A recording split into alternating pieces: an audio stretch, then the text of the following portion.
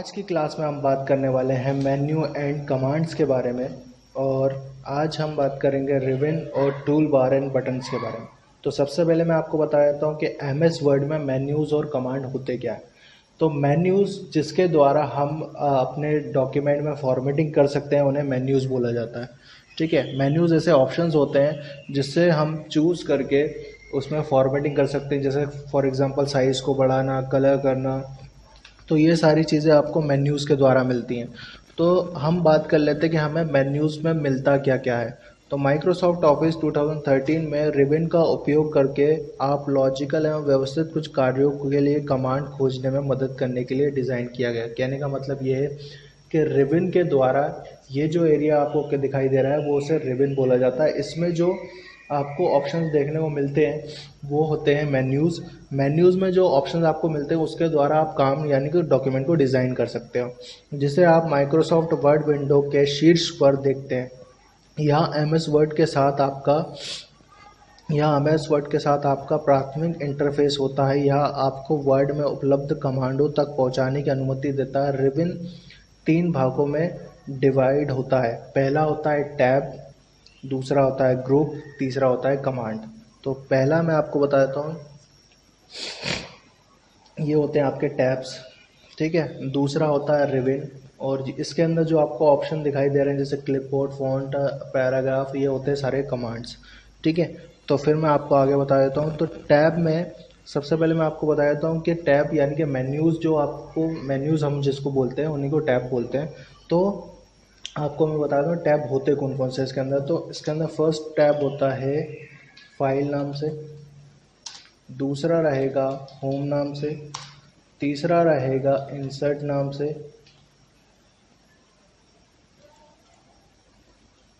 ठीक है, ये तीसरा रहेगा इंसर्ट नाम से, और चौथा रहेगा डिज़ाइन के नाम से।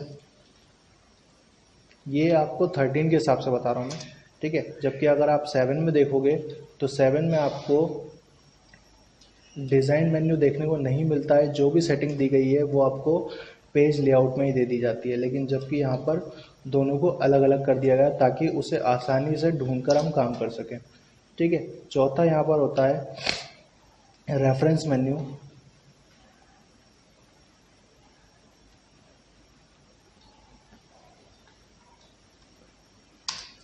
रेफरेंस मेन्यू होता है इसके अंदर चौथा।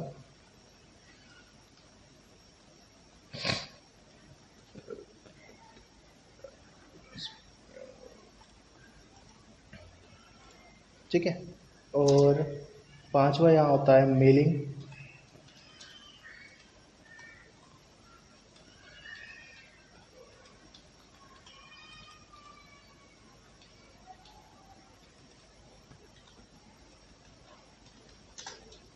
ठीक है, और यहाँ पर एक मेन्यू होता है रिव्यू।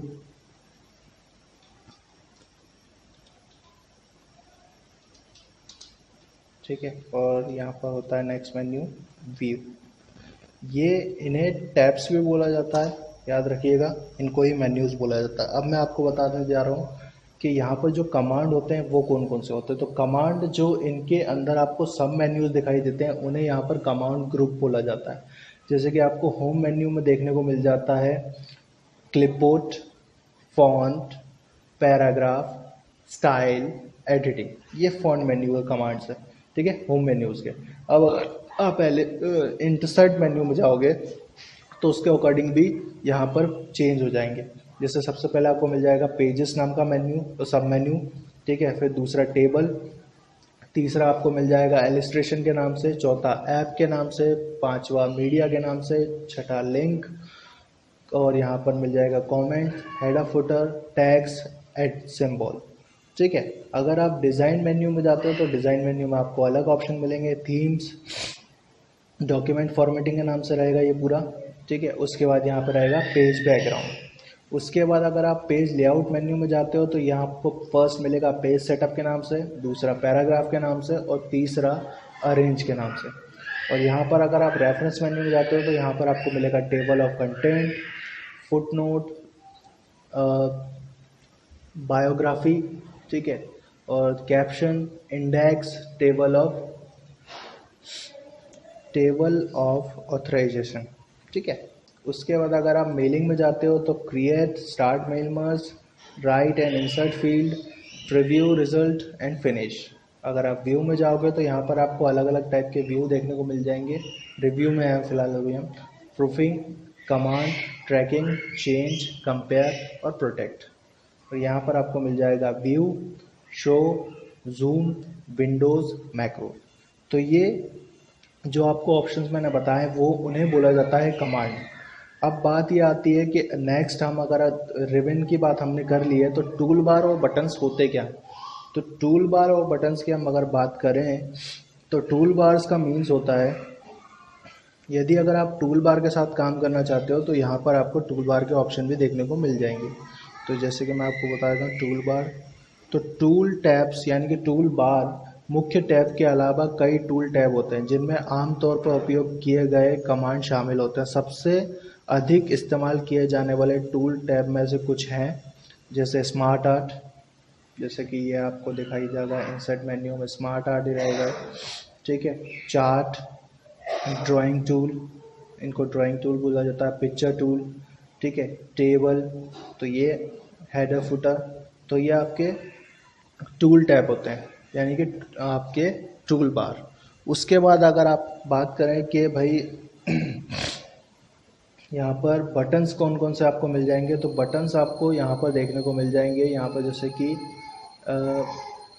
आपको साइज़ बढ़ाने के लिए बटन्स मिल जाते हैं यहाँ पे, ठीक है। साइज़ को कम करने के लिए बटन मिल जाता है, ठीक है।